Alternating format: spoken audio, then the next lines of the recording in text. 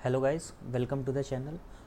आज की इस वीडियो में हम देखेंगे कि क्या आपकी कोई प्राइवेट कंपनी उसको आप पब्लिक में कन्वर्ट करा सकते हैं और क्या इसके सिग्निफिकेंस होते हैं। अपन क्यों प्राइवेट कंपनी से पब्लिक कंपनी में कन्वर्ट होना चाहते हैं, इससे क्या आपको एडवांटेज मिलते हैं, इसकी क्या प्रोसेस होती है। ये सारी चीज़ें आज हम डिटेल में इस वीडियो के अंदर डिस्कस करने वाले हैं। तो सबसे पहले प्राइवेट कंपनी पब्लिक में क्यों कन्वर्ट की जाती है, इसका सिग्निफिकेंस क्या होता है, या फिर कोई क्यों ही प्राइवेट कंपनी अपनी पब्लिक में कन्वर्ट करवाना चाहता है। तो सबसे बेसिक और सबसे बड़ा रीज़न इसका ये होता है कि प्राइवेट कंपनी में शेयर होल्डर्स की जो लिमिट होती है वो 200 होती है। मतलब अगर आप प्राइवेट कंपनी है तो उसमें मैक्सिमम आप 200 शेयर होल्डर्स ही उस कंपनी के शेयर होल्डर्स बन सकते हैं।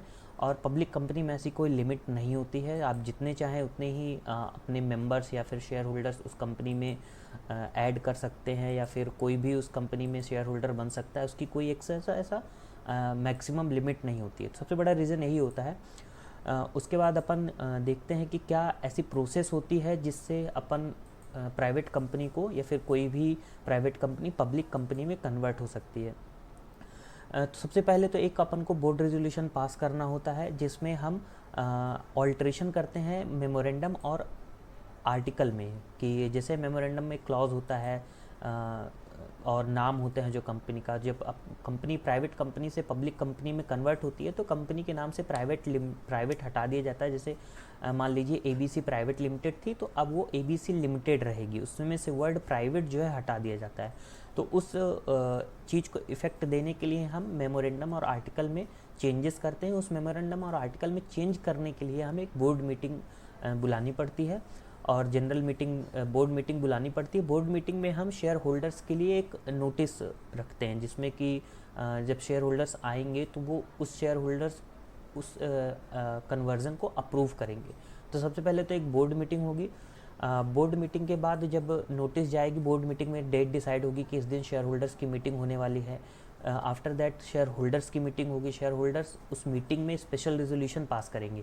स्पेशल रेजोल्यूशन पास करेंगे कि हाँ, अब कंपनी के नाम से प्राइवेट हटा के पब्लिक लिख देना चाहिए और कंपनी जो है अब कन्वर्ट होगी और अब कंपनी को एज अ पब्लिक लिमिटेड जाना जाएगा। तो अगर ये रेजोल्यूशन पास हो जाता है और जो वर्ड है वो प्राइवेट डिलीट हो जाता है, इसके बाद हमें इस फॉर्म को MGT 14 में, इस जो रेजोल्यूशन है इसको MGT 14 में विद इन 30 डेज ROC को इंटीमेट करना पड़ता है कि ROC को विद इन 30 डेज हम MGT 14 फाइल करते हैं, जिसमें हम जो भी जनरल मीटिंग थी उसकी नोटिस देंगे, जनरल मीटिंग थी उसकी नोटिस अटैच करेंगे, एक स्पेशल रेजोल्यूशन की कॉपी अटैच करेंगे, और जो भी आपका ऑल्टर्ड AOA और MOA, जैसे कि मैंने बताया कि ऑल्ट्रेशन होता है AOA और MOA में, उसमें पब्लिक से प्राइवेट वर्ड हटा दिया जाता है और खाली अब कंपनी लिमिटेड के नाम से जानी जाती है। तो उसका जो ऑल्ट्रेशन का इफेक्ट है वो भी हम MGT 14 के अंदर अटैच करके हम ROC को विद इन 30 डेज, कब से 30 डेज, जहाँ से स्पेशल रेजोल्यूशन पास हो वहाँ से हम 30 दिनों के अंदर ROC को इस फॉर्म के जरिए इंटीमेट करते हैं। और उसके बाद एक हमें INC 27 भी कन्वर्ज़न के लिए फ़ाइल करना होता है। 15 दिन जहाँ से आपने स्पेशल रेजोल्यूशन पास किया, तो 30 दिन में आपको MGT 14 फाइल करना है, 15 दिन में INC 27 फाइल करना है।